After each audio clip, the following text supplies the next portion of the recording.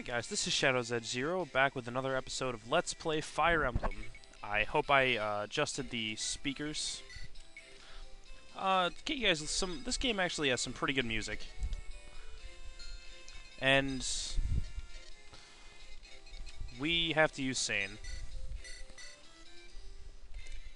Sane attacks, and he misses, and gets hit too. Wonderful. Big help this guy is. Why aren't you using your sword? We're gonna find himself on the end of a blade. Sane, you louts. Dilly-dallying with the women. And of course, Kent takes an extra sword with him. He's prepared at least. And he wants to make up for his companion's blunder. So we're gonna move him right there.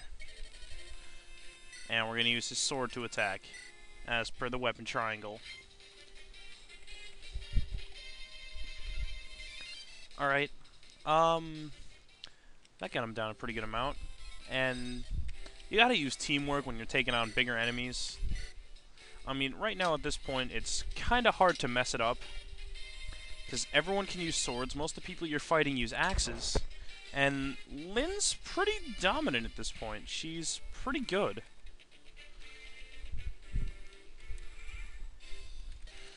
Alright, and there's and we're gonna go into just cover some stats really quick. I don't want fine. We won't go into stats really quick. And we'll brandish our blade. And we miss. But he misses too. Ah, Sane, you louts. Oh, that's right. Sane didn't even notice the terrain. The way terrain works in this game is there's plains, well, right now on this map, there's plains and there's forest. Plain is just mono-y-mono. There's no additional stat penalties or anything like that, or increases. But in the forest, whoever's in the forest has an additional 1 point of defense and an additional 20 avoid, which can be pretty cumbersome. But we're gonna have Kent go down there. Because, I don't know, they're both Cavaliers. They have to work well together. He misses. Alright, Lynn says we should leave them for the Knights. I don't know why we need to go in the woods when the bandit can't reach us. Unless, you know, Lynn's just stopping for a picnic. I don't know, whatever floats her boat. And the bandit's almost dead. Wonderful. Alright, he did move up a little bit. If you see any, like, blurriness or anything like that, I'm just speeding up through some of their movement to try and save time a little bit. Sane will take a vulnerary. He didn't even notice he was injured. Oh, this guy's gonna be a great asset to our team. You could tell, can't you? You know, his buddy carries around another sword, but this guy can't even remember his medicine. We are never going to use this guy in any upcoming chapters. Never at all. And he's still trying to get in Lynn's pants. We're going to move to this part because the bandit's still not going to bother us. Because we still have a really, really, really high dodge chance. Just because we're using a sword and Lynn is obscenely fast. So we're going to have Kent Kent's actually going to move out of the woods. Because he actually be better if he moved here. Because the thing is, there's different classes, and what happens is for Cavaliers, they have increased movement on plains, but when it comes to a forest, they become hindered a little bit. And you see, that was a disadvantage because the bandit moved into the woods. But I just wanted to show you how high Lynn's hit rating was. Even with an additional 20% avoid, she still had a 92% chance to hit him. She's really good. Alright, she's going to be probably doing most of the killing in this chapter. Alright, now you see how Sane could only move that far? But now, because I didn't put Kent in the forest, I can move him farther and get an extra hit on the bandit.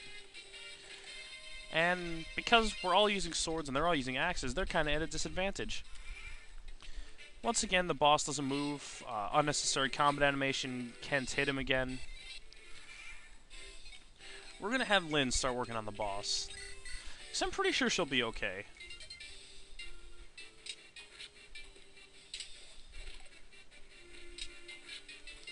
The crit animation for her is actually kind of cool. I don't know if they use that animation specifically in Super Smash Bros. Brawl for her assist trophy, but still, it's kind of cool that they put her in there. Alright, Kent's gonna finish off this guy. And that's a critical hit with a sword. Usually with a critical, it's just a little animation. It's not like anything like drastic, like lightning falling from the sky or anything hideous like that. But actually, as soon as my next turn starts, we're going to cover stats. Unless Lynn kills him. Zugu. You didn't have a chance. When will villains learn they cannot stand up to the wrath of the main character?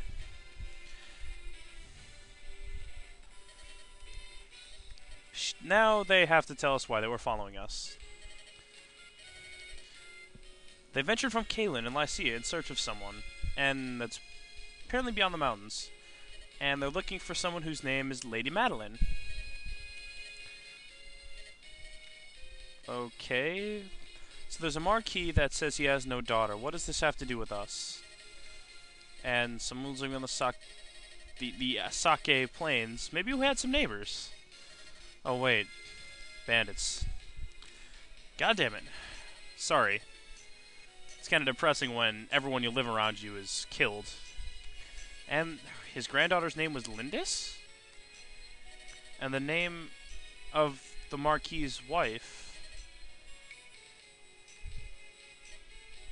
His only wish is to meet his daughter's family at least once, and these two are looking for him. And Lady Madeline's daughter still lives. She is the Lady Lindis. Wait. They're telling us that we have a grandfather who's royalty, and she's just accepting it. Like, I don't get it. Oh, we got another one. His name is Lord Lundgren. He's the Marquis's younger brother. So, saying being blunt, us being alive is we have a grand uncle, and he wants us dead. Gotta love politics. And we're going to Kalen. And this changes everything. She wants us to decide if we should go with her or not. And she's asking for our friendship and our aid. And that is the end of Chapter 1. Alright, I'm going to get started into the second chapter, and then I'm going to call it a night because it's about 2:20 and I have work later on in the day. And I'm frankly kind of tired. Alright. And we're going to let her take a detour and pray to a sacred sword at an altar. And it's pray for the safety at the onset of a long journey. And she's just following some ancient and bandits. And the Manicotti is what's at this temple. It's a sacred blade under divine protection. It cannot be removed from its place of rest. He does have a point. What good is a sword if you don't use it? And the guy trying to take the Manicotti, his name is Glass. And he's gonna take the sword.